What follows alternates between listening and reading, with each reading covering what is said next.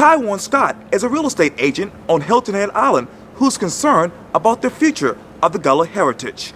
In this edition of Quintin's Close-Ups, I sit down with Taiwan one-on-one.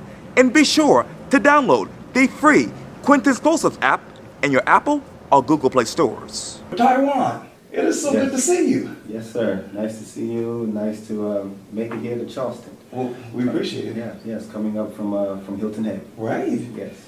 And let's talk about Hilton Head because there's a lot to talk about. Yes. A lot of issues on Hilton Head. As a matter of fact, yes. Oh, go for it. Yeah. As a matter of fact, you sent this Facebook message to me. You said this quote, "Quintin, I'm reaching out to you with hopes that you could help me spread a message regarding ongoing issues with the Gullah natives of Hilton Head Island continue to endure under this local government. It's very difficult to get the local media to cover our stories. I, in particular, have been fighting to open the first Gullah-owned commercial retail establishment, that is, whereas a local Gullah owns the land, building, and business since the town was incorporated in 30 plus years. I would like to have an opportunity to talk to you more in depth about what's happening here." So what is happening down there? It's crazy. I mean, like I stated in the text message there hasn't been one successful native islander who's been able to open up a commercial retail establishment, whereas a native owns the land, the buildings, and the business since the town has been incorporated. Right. And when I say that to people, they always get kind of set back a little bit, saying, "Really?" And I ask locals, natives, Right. Tell me, please, someone prove me wrong. But any establishment that we see there that's Gullah owned has been there prior to the town being incorporated. Myself, I'm trying to open up a commercial retail establishment. We own the property, and we have just got hit by roadblocks with the town. Anywhere from closed door meetings, secret meetings between town officials and my next door neighbors.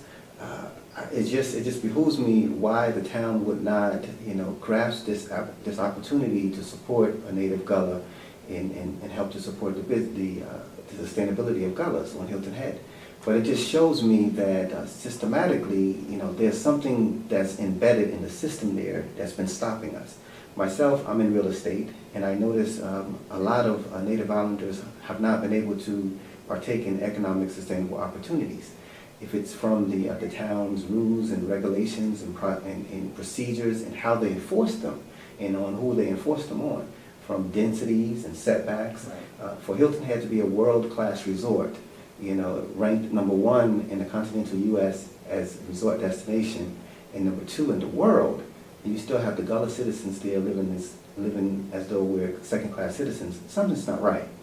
So our story needs to be told. Hilton Head is a prime example of what's happening, throughout the Gullah Geechee corridor, that extends from North Carolina down to Florida. Right. So what's happening here is happening throughout. If the government doesn't change its policies in the way that they deal with the locals, the local Gullahs, we're just being systematically pushed off our property. What is that story? Again, policies, procedures. At one time owning businesses on the island and throughout the corridor and not having the backing from the local governments.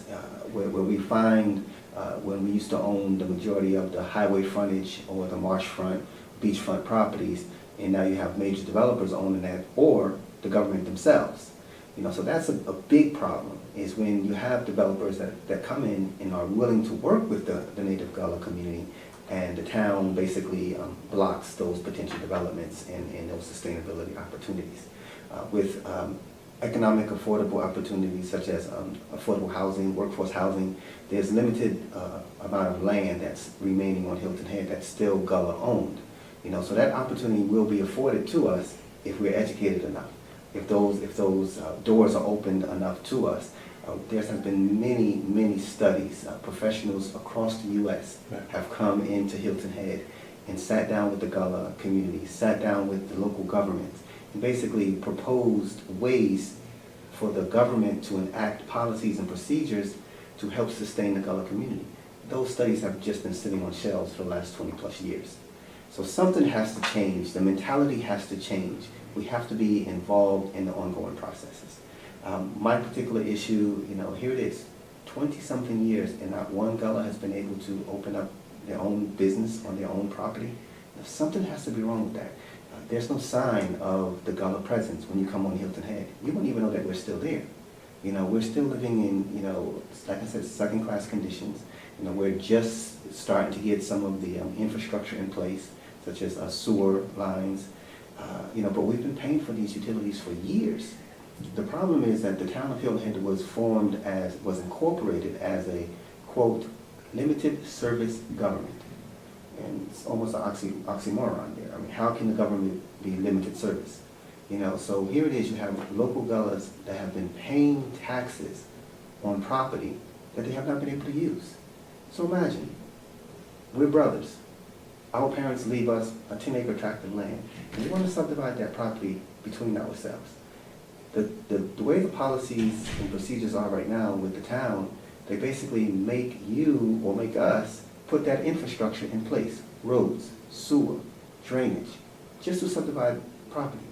So there's a financial burden that's being placed on the citizens, the Gullah citizens, that we pay taxes, for those utilities, but it's being placed on us in order to just do something with our property. A couple of questions. Okay, you talk about the vaporation or the evaporation of the Gullah presence. When did that go away in your mind? Has it stopped? That's the question. Is it stopping? What's happening? The gentrification is happening throughout. What's being done? There has to be a change from the top down, from the bottom up. There has to be a spotlight cast on what's happening to us. I mean, you can talk about the Gullah history, but if we're no longer there, that's the problem. You have Mitchellville, the first freedmen's village, right there in Hilton Head. Sure. It'd be great to see Mitchellville up and running, but it'd be very sad to see Mitchellville up and running, but there's no longer any Gullahs living on Hilton Head. You have the Hilton Head Bluffton Chamber, the primary DMO for Hilton Head, but pull up their website. There's very little information about the Gullah culture. So you say put us on the map. Put the Gullahs on the map, let the people know that the Gullahs are here. But at the same time, do the government really want people to see how the Gullahs are living? I doubt it. Is there a part of you that says, they're trying to protect us from looking at people looking at you guys as second-class citizens, or is there a part of you that says, hey, they're trying to move away from this history altogether? They want to tell the history. Again, they want to tell the history. We need to be able to tell our history. We need to be able to be there and be a part of that history. We need to be able to take advantage of our most precious asset, real estate. I mean, we have to be. Me being a real estate agent, I understand we can't just continue to pay taxes on our property. I mean, that's why we're losing so many of our lands, because of the policies and procedures that have been enacted. I mean, it's a dog-eat-dog world. It's the lifestyle of the rich and famous. I used to come to Hilton Head every summer growing up, and it was always, to me, Fantasy Island. I mean, you have kids there, that are going to high school and driving Mercedes-Benz, BMW. It's not the reality, right? You have families that are struggling just to pay taxes on property that the government, because of their policies, are not allowing you to use. Open up the opportunity. Affordable, economical, sustainable opportunities for us. You talk about the government really wanting to tell a Gullah history, and you guys want to tell your own history. Yes. When do you begin telling your history? When we're allowed to open up our businesses. When we can get those tourists to come in, and the government shows, and they put us on the map. Say, hey, here are Gullah-owned businesses. Go cater to them. The same way they would show the Marriott, the beaches, the world-class bicycle paths that's through our communities. Right. But we don't have sewer. How ironic. We have bicycle paths through our communities. You talk about the government, okay, what part of it is you guys? Are you guys? What part of it are you guys? What part of it is you? As far as what's left? I mean, as far as you saying that you're not able to tell your history and you seem like you're being left behind, Yes. what part of it is the government and what part of it is you? What part is it? What part of it is the government's duty? Okay, so You lost me. I thought I was trying to get to do this, Yes. but you keep talking about the government. You're Yes. saying that it's the government trying to basically stop you guys. Yes. But what part of it is you guys? What part of it is the Gullah's responsibility? That you can talk about that. Yes. I think that our elders have laid the way. You know, they have sat at tables like this for months at a time with land planners, with attorneys, with professionals, you know, and have documented what the government needs to do to help sustain our presence. The problem is, where's the implementation? I mean, been here, done that. You know, right now the town has formed a Gullah Geechee task force, is what they're calling it. You know, and their focus is maintaining the Gullah culture and presence based on rules and regulations, what needs to be changed within the town's rules and policies. Been there, done that. What's different now versus for the last 20 plus years, our elders sitting down at the table saying the same thing? What we need to have is those documents that we have participated in, from studies, there was a RUDAC study, Right. Regional Urban Design Assessment Team, attorneys, land planners and everybody, sat down, said, here's what the town should be doing to help sustain. Let's pull out that document, update it. Let's pull out these charrettes, the Ward 1 master plan where the Native Islanders live. Let's pull out all these studies. Let's hire a group. Let's hire an attorney firm that will take all those documents there and incorporate it into a subsection of the LMO that will guarantee, based on what was said by these local Gullahs, this is what's needed. This is what's needed to help sustain our sustainability there. You know, anything other than that, you or anyone else off the street who were to walk into the town government and say, hey, you know what, I'm a descendant, I own property here, what can I do with my property? You should be able to look at a section of that book and say, hey, here's the opportunity for you as landowners on Hilton Head. Okay, so let me get this right here. Are you really mad at the elders in your mind? No, they did their job. Okay. No, I support 100% because Okay. they took the time to sit down, to sit at the table and put on record what needed to be done. I fought the younger generation and a little bit the older generation too, because sometimes we don't know until it's too late as far as the younger generation is concerned. It's my business, stay out of my business. You know, that's in the culture, you know, but we have to insist. Sometimes it's too late when somebody's knocking at your door telling you, hey, I own this property because you lost it on tax sale. You know, that's the problem that we've been having, that the younger generation is not involved enough until it's too late. You know, but at the same time, you know, where's the respect for what our elders have done coming from the local government? You know, there has to be some type of acknowledgement that it wasn't all in vain. You know, if it's there and it's documented on what needs to be done, and these documents have signed off by the town of Hilton Head, the local government, the manager, mayors, and everybody else supported these documents. Why is it still sitting on the shelf? So then, is the task force too late in your mind? I don't think it's too late. Better late than never. But I think something has to come out of it. There has to be something different now. You know, something that's tangible, something that somebody can pick up, see, feel, touch, read. Say, okay, this is the process that needs to move forward to guarantee the sustainability of the Gullahs. During this entire conversation about the future of the Gullah culture, have you ever thought to yourself, hey, I need to speak with Congressman Sanford? I will say I put together a timeline of events. Personally, what has happened to me, my personal experience with the local government on trying to get this establishment open. And I have put that timeline of events in his hands, well, his representative's hands, Okay. Twice. And I've sat down with, I can't remember the young lady's name, and I was supposed to get a follow-up, but I haven't heard anything from her. I've had local attorneys on Hilton Head who have stated to me, you have a case. The town made a lot of mistakes, but we're not gonna burn our bridges with the town. I have reached out to a local attorney here in Charleston, Right. who basically over the telephone explained to them what was happening, how I was being treated between myself and my next door neighbor, you know, what the town was doing for them, you know, and gave that next door neighbor, gave that attorney $5,000. Came here to Charleston, had to sit down with him, and basically the whole conversation changed. Over the telephone, it was, I think you have a civil rights violation of what's happening to you. I want to move forward with this.